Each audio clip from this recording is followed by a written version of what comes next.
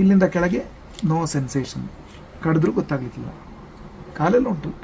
ಈಗ 23 ವರ್ಷ ಆಯಿತು ವೀಲ್ ಚೇರ್ನಲ್ಲಿ. ನಾನು ಇದಕ್ಕೆ ಹೇಳೋದು ಗಜಕೇಸರಿ ಯೋಗ ಅಂತ. ಆರಾಮದಲ್ಲಿ ತಿಂದು ಯಾಶ್ ಮಾಡೋದು ಅದೇ ಇದೀಗ ಗಜಕೇಸರಿ ಯೋಗ. ನಮಸ್ಕಾರ ಸ್ನೇಹಿತರೆ. ಲೇಖಕಿ ಶ್ರೀಮತಿ ಅನುಪಮಾ ರಾಘವೇಂದ್ರ ಉಡುಪುಮೂಲೆಯವರ ಗಾಲಿ ಕುರ್ಚಿಯಲ್ಲಿ ಜೀವನ ಚಕ್ರ ಎಂಬ ಕೃತಿಯ ಆಯ್ದ ಭಾಗಗಳನ್ನು ಕೇರಳ ರಾಜ್ಯದ 5ನೇ ತರಗತಿಯ ಕನ್ನಡ ಪಾಠಪುಸ್ತಕಕ್ಕೆ ಆಯ್ಕೆ ಮಾಡಲಾಗಿದೆ. ಈ ಕೃತಿಯು ಕಾಸರಗೋಡಿನ ಎಡನೀರು ನಿವಾಸಿ ಕಮಾಂಡೋ ಶ್ಯಾಮರಾಜರವರ ಜೀವನದ ಘಟನೆಗಳನ್ನು ಆಧರಿಸಿದೆ. ಬೇಳದ ಸಂತ ಬಾರ್ತಲೋಮಿಯಾಸ್ ಶಾಲೆಯ 5ನೇ ತರಗತಿಯ ಮಕ್ಕಳು ತಮ್ಮ ಪಾಠದಲ್ಲಿರುವ ಇಂತಹ ವಿಶಿಷ್ಟ ವ್ಯಕ್ತಿ ಕಮಾಂಡೋ ಶ್ಯಾಮರಾಜರನ್ನು ಭೇಟಿಯಾಗಲು ಬಂದಿದ್ದರು.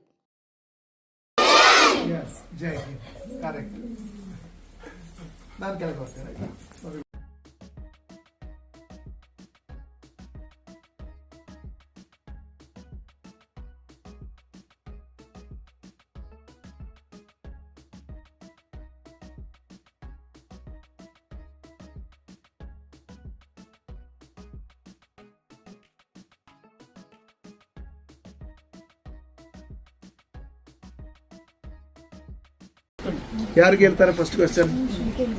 ನಿಮ್ಮ ಇಂದಿನ ಈ ಸ್ಥಿತಿಗೆ ಕಾರಣವಾದ ಘಟನೆಯನ್ನು ತಿಳಿಸುವಿರಾ? ಖಂಡಿತ. ಒಂದು ಕ್ಲಾಪ್ ಅವನಿಗೆ ಫಸ್ಟ್. ಓಕೆ, ಕೂತು. ನಾನು ನಿಮ್ಮ ಹಾಗೆ ಇಲ್ಲಿ ಎಡನೀರು ಶಾಲೆಯಲ್ಲಿ ಕಲ್ತವ. ನನ್ನ ಎಡನೀರು ಶಾಲೆಗೆ ಫಸ್ಟ್ ಟೈಮ್ ಕಲಾ ಪ್ರತಿಭಾ ಕೊಟ್ಟವ ನಾನು. ಒಟ್ಟಿಗೆ ನನ್ನ ತಂಗಿ ಕಲಾ ತಿಲಕ ಸಂಸ್ಕೃತೋತ್ಸವ ಏನಿದ್ರಲ್ಲಿ ಸಬ್ ಜಿಲ್ಲಾ ಯೋಜನೋತ್ಸವದಲ್ಲಿ. ಆಗಿನ ಪೇಪರ್ನಲ್ಲಿ ಒಂದು ಸಣ್ಣ ಫೋಟೋ ಮತ್ತು ಹೆಸರು ಬರುವಾಗ ಆಗ ಒಂದು ಪ್ರೌಡ್ ಫೀಲ್ ಆಗೋದು ಅಷ್ಟಿದು. ಅದು ಕಳೆದು ಈಗಿನ ಹಾಗೆ ನೋಡಿ ಮೊಬೈಲು ಮತ್ತು ಟಿ ವಿ ಇದಂತ ಇರಲಿಲ್ಲ. ಆಗ ಪೇಪರ್ನಲ್ಲಿ ಬಂದ ಒಂದು ಸಣ್ಣ ಕಟೌಟ್ ನೋಡಿದೆ, ಆರ್ಮಿಯ ರಿಕ್ರೂಟ್ಮೆಂಟ್ ಉಂಟು ಕಣ್ಣನ್ನೂರಿನಲ್ಲಿ. ಹೋಗಲಿಕ್ಕೆ ಹಣ ಇಲ್ಲ, ಅಂದರೆ ತುಂಬ ಬಡತನಲ್ಲಿದ್ದೆವು. ಫ್ರೆಂಡ್ಸ್ ನನಗೆ ಹೆಲ್ಪ್ ಮಾಡಿದರು, ಮತ್ತು ಅಪ್ಪನ ಪಾಕೆಟಿಂದ ಒಂದು ಸ್ವಲ್ಪ ಹಣ ತೆಗೆದುಕೊಟ್ಟರು. ಹಾಗೆ ನಾನು ಆರ್ಮಿಗೆ ಫಸ್ಟ್ ಟ್ರೈನಿಗೆ ಹೋದವ. ಅಲ್ಲಿ ಸೆಲೆಕ್ಟ್ ಆದಮೇಲೆ ನನ್ನನ್ನು ಬ್ಯಾಂಗ್ಳೂರಿಗೆ ಕಳಿಸಿದರು, ನಮ್ಮ ಟ್ರೈನಿಂಗ್ ಸೆಂಟರಿಗೆ, ಪ್ಯಾರಾಶೂಟ್ ರೆಜಿಮೆಂಟ್ ಟ್ರೈನಿಂಗ್ ಸೆಂಟರ್. ಆಗ ಕಾರ್ಗಿಲ್ನ ಸಮಯ ಆಗ್ತಾ ಇತ್ತು. ಒಳ್ಳೆ 1 ವರ್ಷ ಟಫ್ ಟ್ರೈನಿಂಗ್ ಕಳೀತು. ಅಲ್ಲಿಂದ ನಂತರ ಕಮಾಂಡೋಕ್ಕೆ ಸೆಲೆಕ್ಟ್ ಆದೆ ನಾನು. ಸೊ ಅಲ್ಲಿ 3 ತಿಂಗಳ ಟ್ರೈನಿಂಗ್, ಅದು ಬೇರೆ 90 ದಿನದ ಟ್ರೈನಿಂಗ್. ಅದು ಕಳೆದು 21 ಪ್ಯಾರಾ ಸ್ಪೆಷಲ್ ಫೋರ್ಸ್, ಅಂದರೆ ಬಲಿದಾನಂ ಪರಂ ಧರ್ಮ ಅಂತ ಹೇಳ್ತಾರಲ್ಲ, ಇದೇ ಲೋಗೋ ನೋಡಿ. ಇದಕ್ಕೆ ಹೇಳಿದ್ದು ಬಲಿದಾನ ಅಂತೇಳಿ. 3 ತಿಂಗಳ ಟ್ರೈನಿಂಗ್ ಕಳೆದ ಮೇಲೆ ಇದು ಸಿಗಬೇಕಾದ್ರೆ ನಮ್ಮನ್ನಷ್ಟು ಹಿಂಡುತ್ತಾರೆ. ಅಂದರೆ ಕಬ್ಬಿನ ಮೆಷಿನಿಗೆ ಹಾಕಿದ ಕಬ್ಬು ಹೋಗಿ ಹೋಗಿ ಹೋಗಿ ಲಾಸ್ಟ್ ಹಬ್ಬ ಹಾಕಿ ಆಗ್ತದಲ್ಲ, ಪಿಂಟೆ, ಅದೇ ಹಾಗೆ ಒಂದು ಕಮಾಂಡೋದ ಅಷ್ಟು ಟಫ್ ಟ್ರೈನಿಂಗ್. ಅದು ಕಳೆದ ಮೇಲೆ ತುಂಬ ಆಪ್ರೇಷನ್ನಲ್ಲಿ ಭಾಗವಹಿಸಿದ್ದೆ. ಆಪ್ರೇಷನ್ ಅಂದರೆ ಡಾಕ್ಟರ್ ಮಾಡೋ ಆಪ್ರೇಷನ್ ಅಲ್ಲ, ನಾವು ಮಿಲಿಟ್ರಿ ಕಾರ್ಯಾಚರಣೆಗೆ ಹೇಳೋದು ಆಪ್ರೇಷನ್ ಅಂತ ಹೆಸರು. ಸೊ ಒಂದೊಂದು ಆಪ್ರೇಷನಿಗೆ ಒಂದೊಂದು ಹೆಸರು. ನೀವು ಕಾರ್ಗಿಲ್ ಯುದ್ಧದ ಬಗ್ಗೆ ಕೇಳಿದ್ರಲ್ಲ, ಆ ಆಪರೇಷನ್ನ ಹೆಸರು ಆಪರೇಷನ್ ವಿಜಯ್ ಅಂತೇಳಿ. ಅದೇ ರೀತಿ operation Rakshak, operation Parakram, op rhino, op Hifazat, op Meghdoot, ಈಗ ತುಂಬ ಹೆಸರಿನ ಆಪರೇಷನ್ ಆಗಿದೆ. ನನ್ನದು ಆಪರೇಷನ್ ಪರಾಕ್ರಮ್ ಅಂತ ಹೇಳುವ ಒಂದು ಘಟನೆಯಲ್ಲಿ ನನಗೆ ಈ ರೀತಿ ಆದ್ದು. ಪಾರ್ಲಿಮೆಂಟ್ ಅಟ್ಯಾಕ್ ಆದ್ದು ನಿಮಗೆಲ್ಲ ಗೊತ್ತಿದೆಯಾ? 2001 ಡಿಸೆಂಬರ್ ಸಮಯದಲ್ಲಿ ನಮ್ಮ ಪಾರ್ಲಿಮೆಂಟ್ ಅಟ್ಯಾಕ್ ಆಗಿತ್ತಲ್ಲ, ಉಗ್ರವಾದಿಗಳು ಬಂದು ತುಂಬ ಗುಂಡೆಲ್ಲ ಹಾಕಿದ್ದೆಲ್ಲ ಕೇಳಿರುವಿರಿ. ಯಾರಾದರೂ ಕೇಳಿದರೆ ಓಕೆ. ಸೊ ಆ ಆಪರೇಷನ್ ಆ ಸಮಯದಲ್ಲಿ ಡಿಕ್ಲೇರ್ ಮಾಡಿದಂಥ ಆಪರೇಷನ್ ಅದು. ಬಟ್ ನನಗಾದ್ದು 2003 2002 ಅಕ್ಟೋಬರ್ 4ಕ್ಕೆ. ನಾವೆಲ್ಲರೂ ಒಂದು ಟ್ರೂಪ್ ಕಂಪ್ಲೀಟ್ ದೊಡ್ಡ ಒಂದು ಆಪರೇಷನ್ ಮುಗಿಸಿ ನಾವು ವಾಪಸ್ ಬರ್ತಾ ಇದ್ದೆವು ಬೇರೆ ಬೇರೆ ಗಾಡಿಯಲ್ಲಿ. ಆಗ ಎದುರಿನ ಗಾಡಿ ಪಾಸ್ ಆಯಿತು, ನಮ್ಮ ಗಾಡಿ ಬರುವಾಗ ಏನೋ ಒಂದು ಘಟನೆಯಲ್ಲಿ ಆಯಿತು. ಗಾಡಿ ದೊಡ್ಡ ಒಂದು ಪ್ರಪಾತಕ್ಕೆ ಹೋಯಿತು. ನನಗೆ ಅಷ್ಟು ಮಾತ್ರ ನೆನಪು. ಆಲ್ಮೋಸ್ಟ್ ಒಂದು 400 ಮೀಟರ್, ಅಂದರೆ 1200 ಫೀಟ್ ದೊಡ್ಡ ಪ್ರಪಾತ. ಸೊ ಅದರಲ್ಲಿ ಅದು ಇದಾದ ಕೂಡಲೇ, ಗಾಡಿ ಹೊಟ್ಟಿದ ಕೂಡಲೇ ನನ್ನ ಒಟ್ಟಿಗಿದ್ದ ಒಂದು 2-3 ಮಂದಿ ರಟ್ಟಿದ್ರು. ಆದ ಕಾರಣ ನಮ್ಮನ್ನು ಬಚಾವ್ ಮಾಡಲಿಕ್ಕಾಯಿತು. ಅವರು ಕೂಡಲೇ ಹಿಂದಿದ್ದ ಗಾಡಿಯವರಿಗೆ ತಿಳಿಸಿದರು, ಹೀಗೆ ಗಾಡಿ ಹೋಯಿತು ಅಂತ. ಅದರಲ್ಲಿ ನಾನಂತೂ ಈ ಸ್ಥಿತಿ ಆದೆ. ಅಂದರೆ ನನ್ನ ಸ್ಪೈನಲ್ ಕೋಡ್ ಫುಲ್ಲು ಹುಡಿಯಾಯಿತು. ಬೆನ್ನೆಲುಬು ಅಂತ ಹೇಳ್ತಾರಲ್ಲ, ಮನುಷ್ಯನಿಗೆ ಬೆನ್ನೆಲುಬು ಮುಖ್ಯ, ಅದು ಹೋದರೆ ಹೋಯಿತು. ಬಾಕಿ ನನ್ನೊಟ್ಟಿಗೆ 9 ಸೋಲ್ಜರ್ಸ್, 9 ಕಮಾಂಡೋಸ್ ದೇಶಕ್ಕೋಸ್ಕರ ಅಲ್ಲೇ ದೇಹ ತ್ಯಾಗ ಮಾಡಿದರು. ಬಾಕಿಯಾದವರಲ್ಲಿ ನನ್ನ ಕತೆ ಹೀಗೆ ಆಯಿತು. ಕಣ್ಣು ತೆಗೆಯುವಾಗ 1 ತಿಂಗಳು ಕಳೆದಿದೆ. 1 ತಿಂಗಳು ನಾನು ಶ್ರೀನಗರ್ ಬೇಸ್ ಹಾಸ್ಪಿಟಲ್ನಲ್ಲಿ ಕೋಮಾದಲ್ಲಿ ಮಲಗಿದ್ದೆ. ನನ್ನನ್ನು ತಗೊಂಡೋದು ಹೆಲಿಕಾಪ್ಟರ್ನಲ್ಲಿ. 1 ತಿಂಗಳು ಕಳೆದು ಕಣ್ಣು ಓಪನ್ ಮಾಡಿದ ತಕ್ಷಣ ನನ್ನನ್ನು ಡೆಲ್ಲಿ ಆರ್ಮಿಯ ದೊಡ್ಡ ಒಂದು hi tech hospital, research and referral ಅಂತಿದೆ. ಈಗ ನನ್ನ ವೈಫಲ್ಲಿ ಕೆಲಸದಲ್ಲಿದ್ದಾರೆ. ಈಗ ಅಲ್ಲಿಗೆ ನನ್ನನ್ನು ಶಿಫ್ಟ್ ಮಾಡಿದರು. ಅಲ್ಲಿ 5 ತಿಂಗಳಿದ್ದೆ. 5 ತಿಂಗಳು ಅಂತ ಹೇಳಿದರೆ ಕಂಪ್ಲೀಟ್ ಕೊಳೆತೋಗಿದ್ದೆ. ಯಾರು ಹತ್ತಿರ ಬರ್ತಾ ಇರಲಿಲ್ಲ ಆಗ. ಅಂದರೆ ಫುಲ್ ಸ್ಮೆಲ್ಲಾಗಿ ಚರ್ಮ ಎಲ್ಲ ಕೊಳೆತು, ಮತ್ತು ಇಲ್ಲಿಗೆ 2 ಹೊಟ್ಟೆ ಮಾಡಿ ಇಲ್ಲಿಗೆ ಸ್ಕ್ರೂ ಹಾಕಿ 6 ಕಿಲೋ ವೆಯ್ಟ್ ತೂಗಿರ್ತಾರೆ. ಅಂದರೆ ಇದು ಹೊಟ್ಟಿದ್ದಲ್ವಾ, ಈಗ ಮಲಗಿಸಿ ಶ್ವಾಸಕ್ಕೆ ಇಲ್ಲಿ ನೋಡಿ, ಇದೊಂದು ಹೊಟ್ಟೆ ನೋಡಿದಾ, ಇದು ಮೆಷಿನ್ ಹಾಕ್ತಾರೆ, ಟ್ರಕಿಯೋಸ್ಟಮಿ ಅಂತ ಹೇಳ್ತಾರೆ ಅದಕ್ಕೆ. ನಮ್ಮ ಟ್ರಕಿಯೋವನ್ನು ಇದು ಮಾಡಿ ಅಲ್ಲಿ ಹಾಕೊಳ್ಳಿ. ಇಲ್ಲಿ ಬ್ಲಡ್ಡಿಗೆ ಕೊಡ್ತಾಯಿದ್ರು, ಈ ನಮ್ಮ ನರಕ್ಕೆ, ಈ ನರಕ್ಕೆ ಗ್ಲೂಕೋಸ್, ಆಹಾರ ಮೂಗಿನಲ್ಲಿ ಟ್ಯೂಬು. ಹಾಗೊಂದು 5 ತಿಂಗಳು ಮಲಗಿದೆ ಡೆಲ್ಲಿಯಲ್ಲಿ. ಅಲ್ಲಿಂದ ನನ್ನನ್ನು ಪುಣೆ ಮಿಲಿಟರಿ ಹಾಸ್ಪಿಟಲಿಗೆ ಕರ್ಕೊಂಡು ಬಂದರು. ಅಲ್ಲಿ 3 ವರ್ಷ ಮಲಗಿದೆ. ಸೊ ಟೋಟಲ್ 3.5 ವರ್ಷ ಹಾಸ್ಪಿಟಲ್ ಲೈಫ್. ಅದು ಕಳೆದಾಗ ಕಂಪ್ಲೀಟ್ ಮೆಡಿಕಲ್ ಟೀಮಿನವರ ಅವರ ಒಂದು ನಿಸ್ವಾರ್ಥ ಆ ಒಂದು ಸೇವನೆಯಿಂದಾಗಿ ನನ್ನನ್ನು ಅವರು ಬಾಕಿ ಮಾಡಿದರು. ಬಟ್ ಇಲ್ಲಿಂದ ಕೆಳಗೆ ಹೋಯಿತು, ಇಷ್ಟು ಬಾಕಿ ಉಂಟು, ಸಾಕು. ಹಾಗೆ ಕೈ ಹೀಗಾದ ಕಾರಣ ಅಂದರೆ ನನ್ನ ಕುತ್ತಿಗೆ ಪೆಟ್ಟಾದ್ದಲ್ವ, ನನ್ನ ಟೋಟಲ್ 6 ಫ್ರ್ಯಾಕ್ಚರ್ ಉಂಟಿಲ್ಲಿ. ಅಂದರೆ ಈ ಎಲುಬೆಲ್ಲ ಹೋಗಿದೆ. ಆ 6 ಫ್ರ್ಯಾಕ್ಚರಿಂದಾಗಿ ನನ್ನ ಕೈ ಬೆರಳು ಸೆನ್ಸೇಷನ್ ಇಲ್ಲ. ಅದರಿಂದಾಗಿ ಮುಟ್ಟಿದ್ರೆಲ್ಲ ಗೊತ್ತಾಗೋದಿಲ್ಲ. ಎತ್ತಲಿಕ್ಕಾಗ್ತದೆ, ಇಷ್ಟು ಹೋದ ಕೂಡಲೇ ಬೀಳ್ತದೆ ನೋಡಿ. ಹಾಗೆ ಇಲ್ಲಿಂದ ಕೆಳಗೆ ನೋ ಸೆನ್ಸೇಷನ್, ಕಡಿದ್ರೂ ಗೊತ್ತಾಗಲಿಕ್ಕಿಲ್ಲ, ಕಾಲೆಲ್ಲ ಉಂಟು. ಹಾಗೆ ಜೀವನ ಈಗ 23 ವರ್ಷ ಆಯಿತು ವೀಲ್ ಚೇರ್ನಲ್ಲಿ. 2002ರಿಂದ ಈಗ 2026. ನಾನು ಇದಕ್ಕೆ ಹೇಳೋದು ಗಜಕೇಸರಿ ಯೋಗ ಅಂತ. ಜಾತಕದಲ್ಲಿ ಗಜಕೇಸರಿ ಯೋಗ ಗೊತ್ತಿರ್ಬೋದಲ್ಲ, ಆರಾಮದಲ್ಲಿ ತಿಂದು ಯಾಶ್ ಮಾಡೋದು, ಅದೇ ಇದೀಗ ಗಜಕೇಸರಿ ಯೋಗ. ಸೊ ಮಕ್ಕಳಿಗೆ ನಾನು ಹೇಳೋದು ಅಂತಂತ ಹೇಳಿದರೆ, ನಾವು ಸಣ್ಣಕ್ಕೊಮ್ಮೆ ಕಾಲೆಲ್ಲ ಎಡವಿದಾಗ ನಾವು ಹೇಳಿದ್ರೆ, ಅಯ್ಯೋ ನನ್ನ ಕಾಲು ಹೋಯ್ತು, ನನಗೆ ಇವತ್ತು ಬರಲಿಕ್ಕೆ ಆಗೋದಿಲ್ಲ, ನಾನು ಇವತ್ತು ರಜೆ, ಅಯ್ಯೋ ನನಗೀಗ ಹೊಟ್ಟೆ ನೋವು, ತಲೆನೋವು ಅಂತೇಳಿ ನಾವು ಕಾರಣ ಹುಡುಕ್ತಾ ಹೋಗ್ತೇವಲ್ಲ, ಅದು ಕಾರಣ ಅಷ್ಟೇ. ನಮಗೆ ಜೀವಿಸಲಿಕ್ಕೆ, ನಮಗೆ ನೋವನ್ನು ಮರಿಬೇಕಾದ್ರೆ ದೇವರು ಹೇಗೂ ಶಕ್ತಿ ಕೊಡ್ತಾರೆ, ಅದರೊಟ್ಟಿಗೆ ನಾವು ಕೂಡ ಸ್ವಲ್ಪ ಆ ನೋವನ್ನು ಮರಿಲಿಕ್ಕೆ ಒಂದು ಸ್ವಲ್ಪ ನಾವು ಪ್ರಯತ್ನ ಮಾಡಿದರೆ ಬಾಕಿ ದೇವರು ನಮಗೆ ಹೆಲ್ಪ್ ಕೊಡ್ತಾರೆ. ಸೊ ನಥಿಂಗ್ ಈಸ್ ಇಂಪಾಸಿಬಲ್ ಅಂತೇಳಿ ಕಲ್ತಿಯಾರಲ್ಲ ಡಿಕ್ಷನರಿಯಲ್ಲಿ. ಆದ ಕಾರಣ ಯಾವುದೇ ನೋವು ಬಂದರೂ ಸೋಲದೆ, ಅಂದರೆ ಸೋತು ಕೊಡಬೇಡಿ. ನೀವು ಫೈಟ್ ಮಾಡುವಲ್ಲಿವರೆಗೆ ನಿಮಗೆ ಜಯಿಸಲಿಕ್ಕೆ ಒಂದು ಆಪ್ಷನ್ ಇರ್ತದೆ, ಸೋತು ಕೊಡಬೇಡಿ ಲೈಫ್ನಲ್ಲಿ. ಅರ್ಥ ಆಯ್ತಾ? ಎಂಥದ್ದು ಸೋತು ಕೊಡಬೇಡಿ, ಸ್ಟ್ರಗಲ್ ಮಾಡ್ತಾ ಇರಿ. ಓದಲಿಕ್ಕಾದರೂ ಎಂಥದಕ್ಕಾದರೂ ಸ್ಟ್ರಗಲ್ ಮಾಡ್ತಾ ಇರಿ, ಒಂದಲ್ಲ ಒಂದು ದಿನ ಜಯ ಖಂಡಿತ ನಿಮಗೆ. ಓಕೆ, ಕಾರ್ಯಾಚರಣೆಯ ಹೇಗಿತ್ತು? ಎಸ್, ಅದೇ ನಾನು ಹೇಳಿದ್ದೆಲ್ಲ, ಆ 2002 ಅಕ್ಟೋಬರ್ ಕುಪ್ಪವಾಡದಲ್ಲಿ ನಡೆದ ನಮ್ಮ ಆಪರೇಷನ್ ಹೆಸರು ಆಪರೇಷನ್ ಪರಾಕ್ರಮ್. ಅದರ ಮೊದಲು ನಾನು 98ರಲ್ಲಿ ಒಮ್ಮೆ ಹೋಗಿದ್ದೆ. ಈ 98 ಅಲ್ಲ, 99, 2005 ಕಾರ್ಗಿಲ್ ಯುದ್ಧ ಕಳೆದ ಕೂಡಲೇ ಆಗ ಆಪರೇಷನ್ ರಕ್ಷಕ್ ನಡೀತಾ ಇತ್ತು. ಆ ಸಮಯದಲ್ಲೂ ಅಲ್ಲಿ ಹಾಗೆ ಅಂದರೆ ನೋಡಿ, ಯುದ್ಧ ಈ ಮಹಾಭಾರತ ರಾಮಾಯಣದಲ್ಲೆಲ್ಲ ಕಂಡಾಗೆ ನೀವು ಟಿ ವಿಲೆಲ್ಲ ನೋಡಿದಿರಲ್ಲ, ಅಲ್ಲಿಂದ ಸೈನ್ಯ ಬರ್ತದೆ, ಇಲ್ಲಿಂದ ಸೈನ್ಯ ಬರ್ತದೆ, ಠೂ ಆ ರೀತಿಯ ಯುದ್ಧ ಅಲ್ಲ ಈಗ ಇನ್ಸರ್ಜೆನ್ಸಿ ಆಪರೇಷನ್ ಅಂತಾರೆ. ಅಂದರೆ ನಾವೊಂದು ಪರ್ವತಕ್ಕೆ ನಾವು ಉಗ್ರವಾದಿಗಳನ್ನು ಹುಡುಕಿ ನಾವು ಹೋಗಬೇಕಾದ್ರೆ ಅವರು ಕೂಡ ಅದೇ ರೀತಿ ನಮಗೋಸ್ಕರ ಹೊಂಚಾಗಿ ಕೂತ್ಕೊಂಡಿರ್ತಾರೆ. ನಾವು ರಾತ್ರಿ ಯಾವುದಾದ್ರು ಒಂದು ಸಮಯದಲ್ಲಿ ಹೋಗೋದು, ಫುಲ್ 360 ಡಿಗ್ರಿಯಿಂದ ಎಲ್ಲಿಂದ ಬೇಕಾದ್ರೂ ನಮಗೆ ಫೈರ್ ಬರ್ಬೋದು. ಅಂಥ ಆಪರೇಷನ್ ನಡೆದದು ಈ ಕುಪ್ಪವಾಡದಲ್ಲಿ. ಕುಪ್ಪವಾಡ ಅಂತ ಹೇಳಿದರೆ ಜಮ್ಮು ಕಾಶ್ಮೀರದ ಒಂದು ಡಿಸ್ಟಿಕ್. ನಮ್ಮ ಕೇರಳದ ಕಾಸರಗೋಡು ಹೇಗೆ ಡಿಸ್ಟಿಕ್, ಅದೇ ರೀತಿ ಬಾರ್ಡರ್, ಅದು ಕಳೆದ್ರೆ ಮತ್ತು ಪಾಕಿಸ್ತಾನ. ಸೊ ಅಲ್ಲಿಯ ನಡೆದ ಕಾರ್ಯಾಚರಣೆ ಇದು ಆಪರೇಷನ್ ಪರಾಕ್ರಮ್. ಅಲ್ಲಿಂದ ನಾವು ಬರ್ತಾ ಇರುವಾಗ ಇದು ಸಂಭವಿಸಿತು. 97 ನವೆಂಬರಿಗೆ ನಾನು ಆರ್ಮಿಗೆ ಹೋದವ. +2 ಕಳೆದ ಕೂಡಲೇ ಮೆಡಿಕಲ್ನಲ್ಲಿ ಕೆಲಸಕ್ಕಿದ್ದೆ ರೆಪ್ ಆಗಿ. ಅಂದರೆ ಮನೆಯಲ್ಲಿ ತುಂಬ ಫಿನಾನ್ಷಿಯಲ್ ಇಶ್ಯೂಸ್ ಇತ್ತು, ತುಂಬ ಕಷ್ಟದಲ್ಲಿದ್ದೆವು. 750 ರೂಪಾಯಿ ಸಂಬಳದಲ್ಲಿ ಕಾಸರಗೋಡಿನಲ್ಲಿ ಕೆಲಸಕ್ಕಿದ್ದೆ. ಆಗ ಅಲ್ಲಿ 8 ತಿಂಗಳು ಕೆಲಸ ಮಾಡಿರುವಾಗ ನಾನು ಅಲ್ಲಿಂದ ಮತ್ತೆ ಆರ್ಮಿಗೆ ಸೇರಿದ್ದು. ಅಂದರೆ ವರ್ಷ ಈಗ ತುಂಬ ಆಯಿತು. ವೀಲ್ ಚೇರ್ನಲ್ಲೇ ನಾನು 23 ವರ್ಷ ಆಯಿತು. ನನ್ನ ಒಟ್ಟಿಗಿದ್ದವರೆಲ್ಲ ಒಂದು 2-3 ಜನಕ್ಕೆ ರಿಟೈರ್ ಆಗಿ ಆಯಿತು ಸರ್ವಿಸ್. 3 ಸ್ಟಾರಲ್ಲಿ ಹಾಕಿ ರಿಟೈರ್ ಆಗಲಿಲ್ಲ. ಅದೇ ರೀತಿಯಲ್ಲಿ 2015-16ರಲ್ಲಿ ಒಂದು ಸರ್ಜಿಕಲ್ ಸ್ಟ್ರೈಕ್ ಆಗಿತ್ತು. ಅದು ಮಾಡಿದ್ದು ನನ್ನ ಕ್ಲೋಸ್ ಫ್ರೆಂಡ್ಸು. ಮ್ಯಾನ್ಮಾರಿಗೆ ಹೋಗಿ ದೊಡ್ಡ ಒಂದು ಸರ್ಜಿಕಲ್ ಸ್ಟ್ರೈಕ್ ಮಾಡಿ ಬಂದಿದ್ರು. ಅದಕ್ಕೆ ನಾನು ಅಭಿಮಾನದಿಂದ ಹೇಳುವಂತ ನನ್ನ ಯೂನಿಟ್ ಮಾಡಿದ್ದೇನೆ. ಸೊ ಆ ಒಂದು ಅಭಿಮಾನ ನನಗೆ ಉಂಟು. ನೀವೆಲ್ಲ ಆರ್ಮಿಯ ಮೂವಿ ನೋಡ್ತೀರಾ? ಕನ್ನಡ ಮಾತ್ರ ನೋಡದೆ ಬೇರೆ ಬೇರೆ ಬೇರೆ ಬೇರೆ ಲ್ಯಾಂಗ್ವೇಜ್ ಅದು ನೋಡಿ. ನಾವು ಕಾಸರಗೋಡ್ನವರು, ಎಷ್ಟು ಲ್ಯಾಂಗ್ವೇಜ್ ಕಲಿಯುವಂಥ ಒಂದು ಕೆಪಾಸಿಟಿ ಇರುವವರು. ಹಿಂದಿ ಮೂವೀಸ್ ನೋಡಿ, ಆಗ ನಿಮಗೆ ಅದರಲ್ಲಿ ಹಿಂದಿ ನಿಮಗೆ ಮತ್ತು ಈಸಿಯಾಗಿ ಮಾತಾಡಿ ನಿಮಗೆ ಗೊತ್ತಾಗ್ತದೆ ಸ್ವಲ್ಪ ನೋಡಿದಾಗ. ಹಿಂದಿಯಲ್ಲೆಲ್ಲ ಒಳ್ಳೊಳ್ಳೆ ಆರ್ಮಿ ಮೂವೀಸ್ ಉಂಟು, ಅದೆಲ್ಲೊಮ್ಮೆ ನೋಡಿ. ಈಗ OTT ಅಮೆಝಾನ್ನಲ್ಲಿ ಒಂದು ಈಗ ಬಂದಿದೆ 120 ಬಹಾದೂರ್, 120 ಬಹಾದೂರ್ ಅಂತಿದೆ.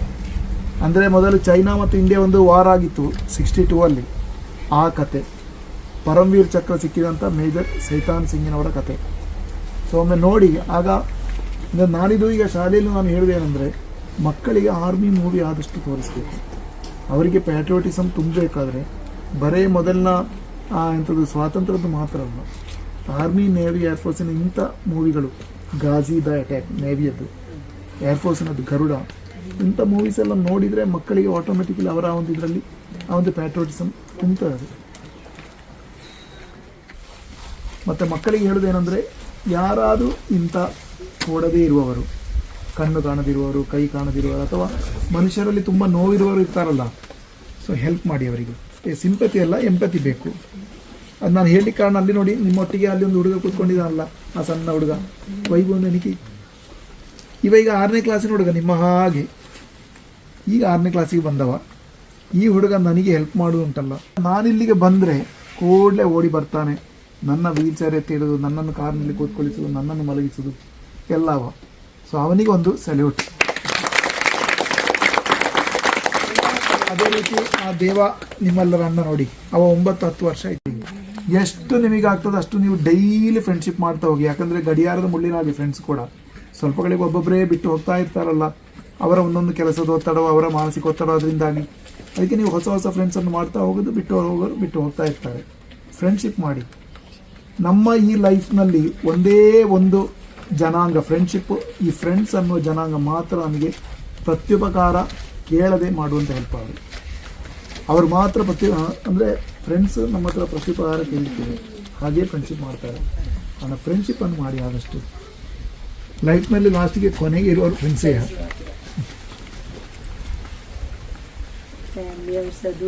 ಎಲ್ಲರೂ ಅವರವರ ಪ್ರಯಾರಿಟಿ ನೋಡಿ ಏನು ಹೆಲ್ಪಿಗೆ ಎಂಥದಕ್ಕೆ. ಈಗ ನನ್ನ ಫ್ರೆಂಡ್ಸ್ ಇದ್ದಾರೆ ಒಂದು 3-4 ಮಂದಿ, ಅವರು ನನ್ನ ಸ್ನಾನ ಮಾಡಿಸ್ತಾರೆ, ನನ್ನ ವಾಶ್ರೂಮ್ ಕರ್ಕೊಂಡು ಹೋಗ್ತಾರೆ, ನನ್ನ ಮಲಗಿಸ್ತಾರೆ, ನನ್ನೊಟ್ಟಿಗೆ ಅವರು ಬೀಳ್ತಾರೆ.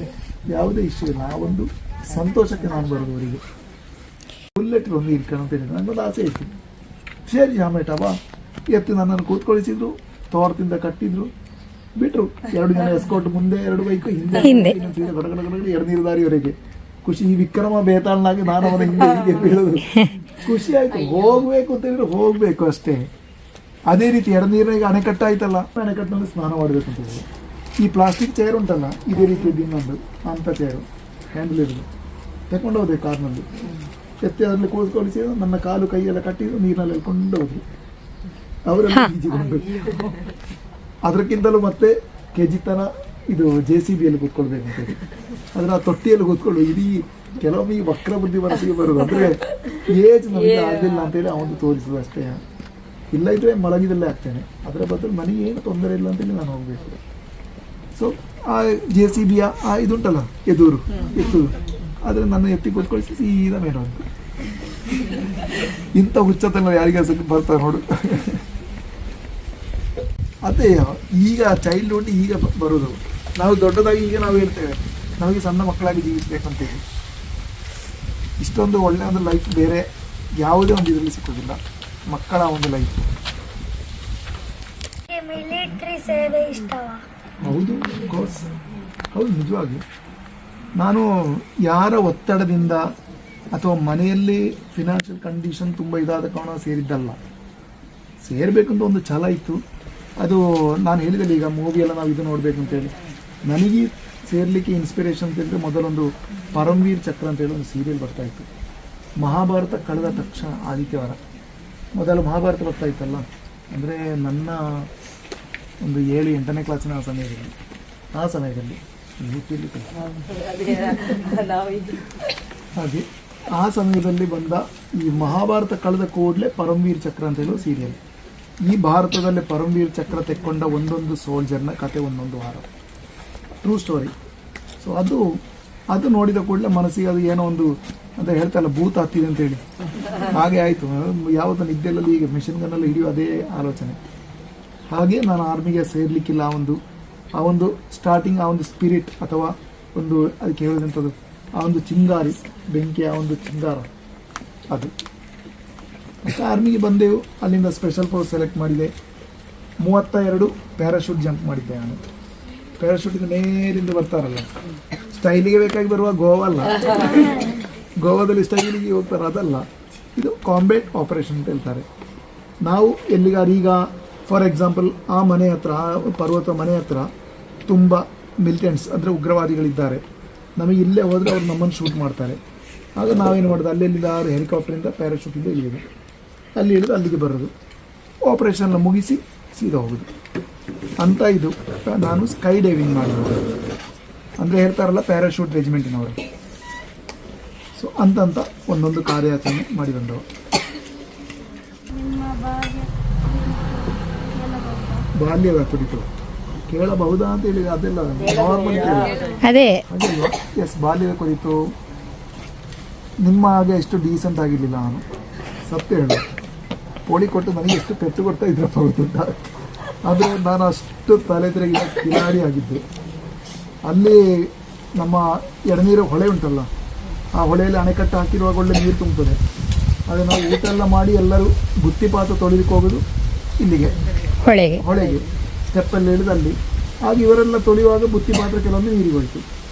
ಯಾರು ಹುಡುಗಿಯರದ್ದು ಆಗ ನಾವಲ್ಲಿ ರೆಡಿ ಹಾರೋದು ಕೊಡೋದು ಆಗೊಂದು ಅವನು ನೆಗೆ ಸಿಗ್ತದಲ್ಲ ಹೀರೋ.